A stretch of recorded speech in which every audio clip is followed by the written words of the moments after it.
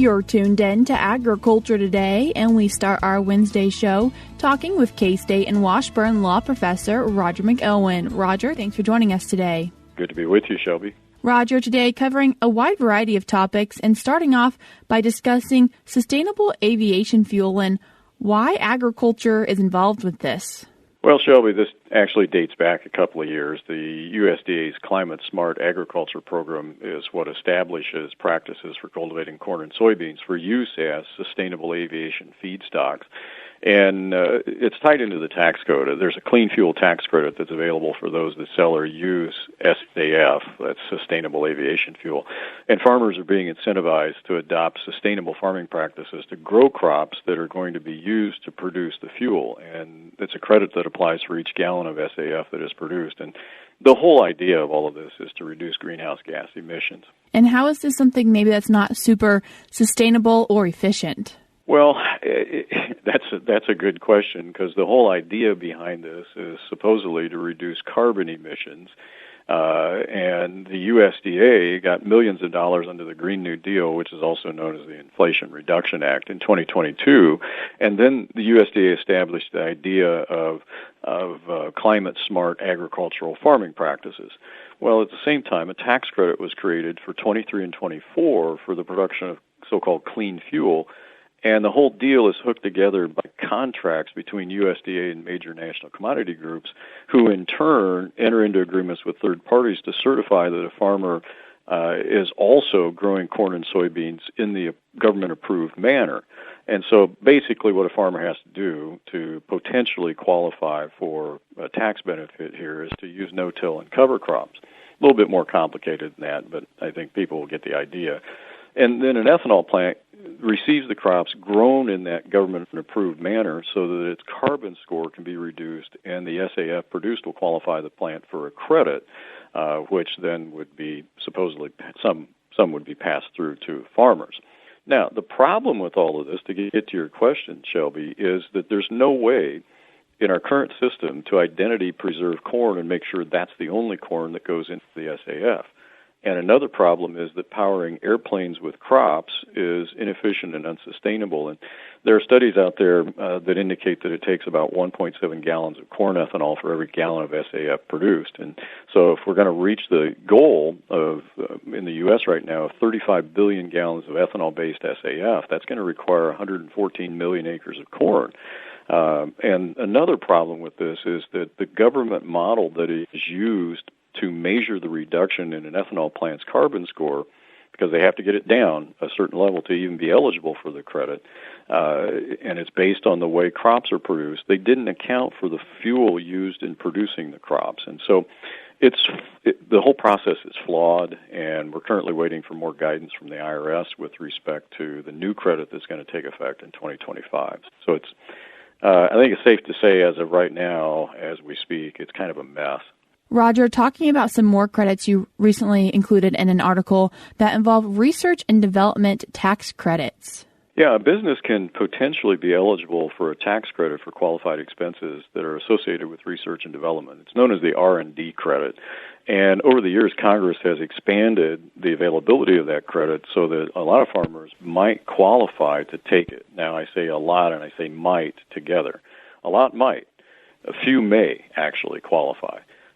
This provision is very detailed. There are some unscrupulous promoters out there that are pushing this to farmers, so you've got to be really careful about this. But basically, the credit can apply if your farming operation has qualifying research expenses. And if you do, and you have enough, then the credit could be about 10 to 15%, which could help you reduce your payroll tax or your overall tax burden. But there is a four-part test in the code that a farmer has to satisfy. What is that four-part test? Well, the research has to create a new or improved product or process to increase performance, function, reliability, or quality. That's one. The research has to also involve experimentation and minimize uncertainty about the development of product or process. So those are the next two. And then the last one is that the research has to rely on hard sciences such as engineering or chemistry or biology. Is this something that would work on a producer's whole farm or just portions of it? It won't work on a whole farm. Can it work for a farmer? Possibly, but you have to have, in essence, a research lab. So the IRS has already said, well, your whole farm is not a research lab. You can have a test plot, test your research and what you're doing with your research and test that on your farm, but only the expenses associated with your test plot would qualify. And that is a point some promoters don't make clear. And indeed, last year, in I think it was May of 23, the IRS Criminal Investigation Division examined an R&D promoter that was aggressively targeting farmers, and that one's still kind of up in the air as to what the conclusion of the Criminal Investigation Division of IRS is going to do with that promoter.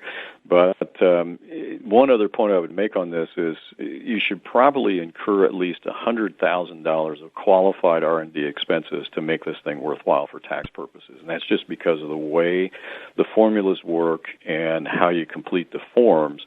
And I think you're going to have to get about six figures to make this worthwhile for just about any farmer to worry about. And something else happening in agriculture right now, important to agriculture and the privacy of others, involving drones and a case involving a Texas drone law. Yeah, we're about ready to start up the next term of the U.S. Supreme Court. And, of course, last term, as you and I have talked, there were a number of cases that were prominent in terms of agriculture. And we've got another one that the U.S. Supreme Court is going to consider on day one when they start their session next week, and that is whether they want to take up a case involving the Texas drone law. And it's not an ag-specific case, but, we use drones more and more often every year in agriculture for crop scouting and livestock checking and various types of things. And all states have drone laws that outline the permissible and impermissible use of drones. In the Texas law, like many other states, has surveillance provisions and no-fly provisions. And the law says that a drone cannot be used to capture an image of an individual or a privately owned property with the intent to conduct surveillance. And news gathering is not an exempted use, and the law's no-fly provision makes it unlawful to fly a drone over certain structures, including a confined animal feeding operation. Well, what we have in this case is a couple of media organizations that have challenged this on constitutional grounds, First Amendment free speech grounds. And the court, at their initial conference coming up right at the end of September, I think September 30th, they are set to decide whether they're going to hear this case. So this will be a big one. I think they might take this case. This has significant First Amendment concerns. Depending on how this case plays out, will this still allow farmers to use drones? Yes, in accordance with state law, and we'll see whether the Texas statute is deemed to be unconstitutional on free speech grounds because news organizations were not exempted from it, and of course, that's where the First Amendment comes in. So we'll see. We'll see what happens. The court may not take the case, but they might. We'll see. As we round out today's interview, wanting to mention a few things when it comes to cleaning out fence rows. Yeah, this is a fairly common post-harvest and wintertime activity. We like to clean out fence rows then.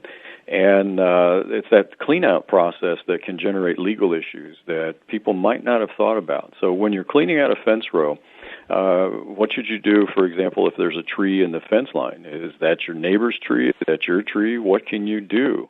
Well, in that situation, each adjacent owner has an ownership interest in the tree. It's considered to be jointly owned, and you could be liable for damages if you cut it down and your neighbor objects.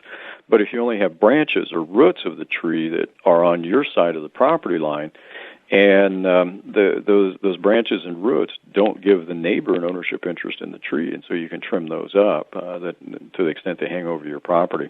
And so that could be a big deal. For example, if you're dealing with a thorn tree that's got the large, 4 or 5 inch thorns on them that can puncture tires, you want to be able to control that. What about if a tree falls onto your property?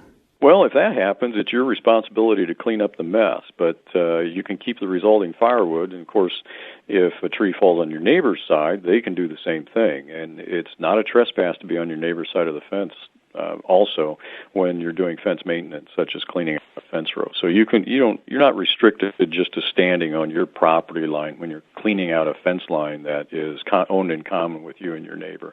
That's another issue that comes up. Sometimes people get picky about that, but no, that's not a trespass when you're doing fence maintenance and fence clean out. In this scenario, good to just have a working relationship with the neighbor on the other side of the fence, hopefully? That's always best, yes. We want to keep those lines of communication open and make sure your neighbor knows what you're doing. Some people get pretty touchy about that, and there are some weird cases that are out there, and I get some weird calls on this. But hopefully you maintain good neighbor relations while you get those fence rows cleaned out this winter. Roger, I appreciate you taking the time to join us today and share with us some things that are happening with agricultural law and tax. Thank you, Shelby. That was K-State and Washburn Law Professor Roger McEowen. If you'd like to read more on these topics, I will link the blog article that covers them in today's show notes on agtoday.net, or you can also find them by navigating to agmanager.info.